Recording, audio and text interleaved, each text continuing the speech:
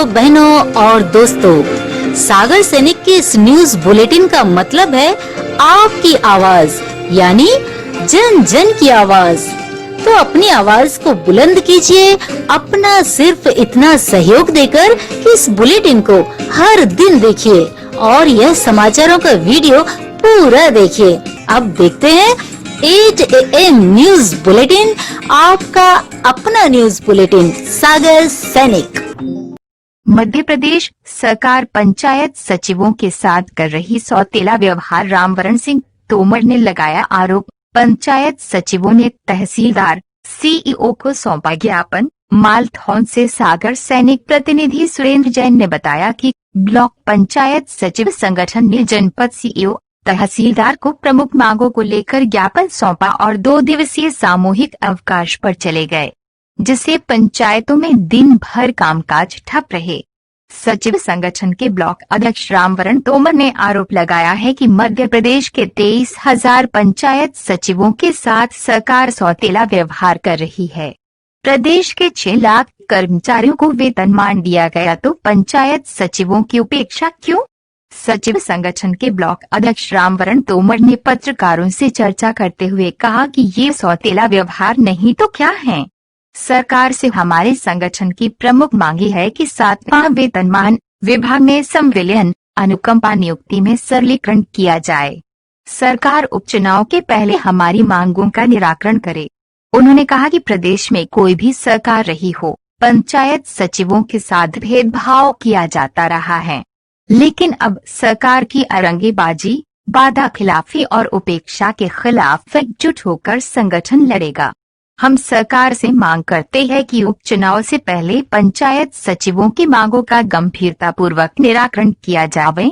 ज्ञापन सौंपने वालों में ब्लॉक अध्यक्ष रामवरण सिंह तोमर, कलम सिंह राजपूत, संतोष पटेरिया, बहादुर सिंह राजपूत, ओम प्रकाश गोस्वामी, प्रभात शुक्ला, खेत सिंह लोधी, राजेंद्र सिंह लोधी, तुलसीराम, रोहन सिंह यादव, राम राजा बुंदेला, कमल सिंह ठाकुर, इमरत सिंह, विजय हिवार, उत्तम साहू, विजय राजपूत, नरेश तिवारी, दिनेश विश्वकर्मा, अखिलेश जैन, अजय जैन, रोहित राजपूत, भरत यादव, संतोष विश्वकर्मा आदि मौजूद रहे। BMC की नल सहित 5 नए पॉजिटिव, अब तक 943। गुरुवार को सागर में 5 नए कोरोना पॉजिटिव मरीज सामने आए हैं। इनमें 3 निजी लैब और 2 BMC से दी गई रिपोर्ट में सामने आए हैं। पॉजिटिवों में BMC में पदस्थ एक नर्स भी पॉजिटिव निकली है। जानकारी अनुसार गुरुवार को सामने आए पॉजिटिवों में मेडिकल कॉलेज में तैनात 24 वर्षीय नर्स पॉजिटिव निकली है। यह पूर्व में संक्रमित नर्सों के संपर्क में रही है। कोरोना की आशंका के चलते उसकी जांच की गई थी। कोरोना जांच के लिए BMC में पदस्थ करीब 20 नर्सिंग स्टाफ के सैंपल लिए गए हैं। इसके अलावा शास्त्री वार्ड निवासी 32 वर्षीय युवक, रहली क्षेत्र निवासी 27 वर्षीय युवक, बालक हिल व्यू निवासी 47 वर्षीय व्यक्ति सहित कुल 5 पॉजिटिव निकले हैं। इसके अलावा BMC के ICU में भर्ती सतना के राजेंद्र नगर निवासी 84 वर्षीय बुजुर्ग की गुरुवार को गंभीर संक्रमण के चलते मौत हो गई। उन्हें सीवियर निमोनिया के चलते गंभीर हालत में बीते रोज ही भर्ती कराया गया था। सागर देश का 43वां और प्रदेश का 11वां सबसे स्वच्छ शहर। केंद्र सरकार ने स्वच्छता सर्वेक्षण 2020 का परिणाम गुरुवार को घोषित किया है। इसमें अलग अलग श्रेणी में शहरों की रैंकिंग की गई है। सागर को 1 से 10 लाख की आबादी वाले शहरों की श्रेणी में देश भर में 43वां स्थान मिला है। सागर के लिए यह बड़ी उपलब्धि मानी जा सकती है। बीते साल केंद्र ने केवल 2 कैटेगरी बनाई थी, जिसमें 48वीं रैंक हासिल हुई थी, जबकि इस साल अलग अलग कैटेगरी बनाई गई थी। ओवरऑल नेशनल रैंकिंग में सागर का नंबर नहीं लग सका और टॉप 100 सिटी से बाहर है, लेकिन पिछले साल से स्थिति इसलिए बेहतर कही जा सकती है। सागर में नहीं हिले 800 बसों के पहिए, बस स्टैंड पहुंचकर परेशान होते रहे मुसाफिर। सागर सरकार के निर्देश के बाद भी सागर में गुरुवार को बसें नहीं चलीं। जिले से चलने वाली 800 बसों के पहिए थमे रहे। बस संचालकों की मांग है कि राजस्थान की तरह प्रदेश सरकार भी टैक्स माफ करे और आगामी समय में रियायत दे। उसी के बाद बसों का संचालन होगा। उनका कहना है कि 20 तारीख से बस चलाकर सरकार पूरे महीने का टैक्स लेना चाह रही है। सभी ऑपरेटर दिसंबर माह तक टैक्स में राहत देने की मांग कर रहे हैं। बस ऑपरेटर्स लॉकडाउन के दौरान दी गई टैक्स छूट का लिखित आदेश चाह रहे हैं। इसी के चलते बसों का संचालन नहीं किया गया।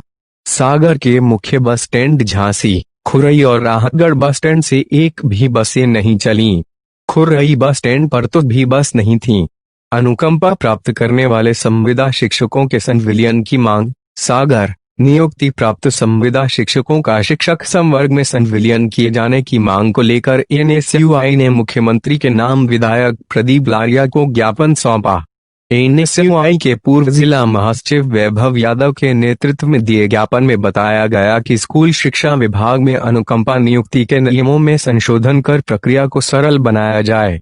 श्री यादव ने कहा कि शिक्षक पद पर संविलियन के लिए अनुकंपा नियुक्ति में पात्रता परीक्षा की अनिवार्यता को समाप्त किया जाए। वहीं अनुकंपा नियुक्ति पाने वाले संविदा शिक्षक वर्ग 2 एवं वर्ग 3 के ऐसे कर्मचारी जिन्होंने बीएड एवं डीएड कर लिया है, उनका शिक्षा संवर्ग में तत्काल संविलियन किया जाए। इसके अलावा 7 सालों से सेवाएं देने वालों को संविदा शिक्षकों को उनकी नियुक्ति दिनांक से वेतन वृद्धि दी जाए। ज्ञापन सौंपने वालों में कमलेश प्रजापति, मनीष मदनपुरा, चंदन यादव, मोहित, प्रशांत आदि शामिल हैं। पुलिस कर्मियों ने सद्भावना से कार्य करने की शपथ ली। सागर, सद्भावना दिवस पर जिले के सभी थानों में कर्मचारियों को सद्भावना की शपथ दिलाई गई। इस मौके पर सभी पुलिस कर्मियों ने जाति, संप्रदाय, क्षेत्र, धर्म अथवा भाषा का भेदभाव किए बिना सभी भारतवासियों की भावनात्मक एकता और सद्भावना के लिए कार्य करने की शपथ ली। उन्होंने हिंसा का सहारा लिए बिना सभी प्रकार के मतभेद बातचीत और संवैधानिक माध्यमों से सुलझाने की शपथ ली। एसपी कार्यालय में एसपी अतुल सिंह ने यह शपथ दिलाई। एसपी प्रवीण भूरिया ने पुलिस कंट्रोल रूम में शपथ दिलाई। गुरुवार को शंकरगढ़ में युवक कांग्रेस द्वारा पूर्व प्रधानमंत्री स्व राजीव गांधी जयंती कार्यक्रम आयोजित किया गया था। इसमें मुख्य अतिथि के तौर पर वीरेंद्र गौर पहुंचे थे। इस मौके पर निर्वाण सिंह ठाकुर, आशीष ठाकुर, निहाल पांडे, सुरेंद्र राजपूत, अंबुज चौहान, पीयूष राजपूत, राजा सेन, देवेश वर्मा सहित अन्य कार्यकर्ता मौजूद थे। सुर्खी, बिलहरा में युवक कांग्रेस ने किया पौधारोपण। पूर्व प्रधानमंत्री स्व राजीव गांधी की जयंती पर गुरुवार को सुर्खी युवक कांग्रेस अध्यक्ष प्रणव प्रताप सिंह राजपूत के नेतृत्व में बैठक आयोजित की गई। कार्यक्रम में स्व राजीव गांधी को श्रद्धा सुमन अर्पित किए गए। इसके अलावा सुर्खी और बिलहरा में कई जगह पौधरोपण भी किया गया। इस दौरान युवक कांग्रेस के इस मौके पर सोनू साहू, नेता पटेल, सुरेंद्र सिंह सहित कई कार्यकर्ता मौजूद थे। बेलडाना के ग्रामीणों ने एसडीएम को सौंपा ज्ञापन। देवरिकला, गुरुवार को ग्राम बेलडाना से बड़ी संख्या में आए ग्रामीणों ने एसडीएम को ज्ञापन सौंपकर मांग की है कि बेलडाना में शासकीय उचित मूल्य दुकान के विक्रेता श्रीराम दीक्षित द्वारा ग्रामीणों को जुलाई माह का राशन नहीं दिया गया और न ही लॉकडाउन की समयावधि में प्रधानमंत्री राहत कोष से मिलने वाले 3 माह के फ्री चावल वितरित किए। ग्रामीणों का कहना था कि उन्हें करीब 3 माह से केरोसिन तेल, शक्कर व नमक नहीं दिया जा रहा है। ग्रामीणों ने आरोप लगाया कि राशन वितरित करने के दौरान विक्रेता ग्रामीणों से अभद्र भाषा का उपयोग करता है। राशन विक्रेता की लापरवाही की शिकायत कई बार खाद्य अधिकारी देवरी से की गई, लेकिन खाद्य अधिकारी जांच का दिखावा करके विक्रेता के पक्ष में ही जांच रिपोर्ट बनाकर आ जाती है और ग्रामीणों की समस्याओं का निराकरण नहीं किया जाता है। ज्ञापन सौंपने वालों में अमोल लोधी, राघवेंद्र लोधी, कोमल चंद, कैलाश, शिवराज, धर्मदास, चेतराम, सीताराम, राजेश, जमुना एवं लखन सहित बड़ी संख्या में ग्रामीण मौजूद थे। ग्रामीणों ने कहा, फैक्ट्री से निकलने वाले दूषित पानी से हो रही बीमारियां। बंडा के सौरई में मध्य भारत एग्रो कंपनी बोर्ड द्वारा जनसुनवाई में गुरुवार को कलेक्टर दीपक सिंह पहुंचे। उन्होंने ग्रामीणों से परेशानियां जानी और फैक्ट्री प्रबंधन से चर्चा कर समस्याएं निपटाए जाने के निर्देश दिए। कलेक्टर के साथ पर्यावरण प्रदूषण बोर्ड के संभागीय अधिकारियों की टीम भी सौरई पहुंची थी। यहां ग्रामीणों की सबसे बड़ी समस्या फैक्ट्री से निकलने वाले दूषित पानी को लेकर थी। उनका कहना था कि इस पानी से लोग बीमार हो रहे हैं। कई पशुओं की जान भी इस पानी को पीने से जा चुकी है। उन्होंने कहा कि कंपनी के चारों ओर के जल स्रोत का पानी दूषित हो रहा है, जो पानी पीने योग्य नहीं है, क्योंकि कंपनी से निकलने वाले अपशिष्ट पदार्थों से पानी दूषित हो रहा है। दूषित पानी से कई गायों एवं भैंसों की जान जा चुकी है। कलेक्टर ने ग्रामीणों की परेशानियों पर जल्द कार्रवाई का आश्वासन दिया है। कलेक्टर ने भेजा जिला चिकित्सालय बंडा प्रवास के दौरान छापरी तिराहा के पास हुए एक सड़क हादसे में घायल लोगों को गुरुवार को कलेक्टर दीपक सिंह ने जिला अस्पताल में भर्ती कराया। जानकारी के अनुसार NH 86 छापरी तिराहा के पास दलपतपुर निवासी एक व्यक्ति की मोटरसाइकिल अचानक पंचर हो गई। मोटरसाइकिल में चालक के साथ उसकी मां भी बैठी थी। वाहन अनियंत्रित होने से दोनों मुख्य सड़क से नीचे आ गए। हादसे में महिला को गंभीर चोट आई। इस दौरान कलेक्टर सागर वापस लौट रहे थे तो उन्होंने अपनी गाड़ी रोककर घायलों का हाल चाल जाना और एक सरकारी गाड़ी की व्यवस्था करके घायलों को जिला अस्पताल भेजा। सिविल सर्जन को फोन लगाकर पूर्ण उपचार कराने के निर्देश भी दिए। विधायक ने भूमि पूजन कर जनसुनवाई में सुन्नी समस्याएं। नरियावली विधायक प्रदीप लारिया गुरुवार को अपने क्षेत्र नरियावली पहुंचे, जहां उन्होंने शासकीय कन्या हाई स्कूल में अतिरिक्त भवन का भूमि पूजन किया। विधायक ने इस दौरान लोगों की समस्याएं जानने जन सुनवाई की और क्षेत्र के लोगों को गणेश प्रतिमाओं का वितरण भी किया। सबसे ज्यादा शिकायतें भारी भरकम बिजली बिल आने एवं बिजली कटौती की थीं।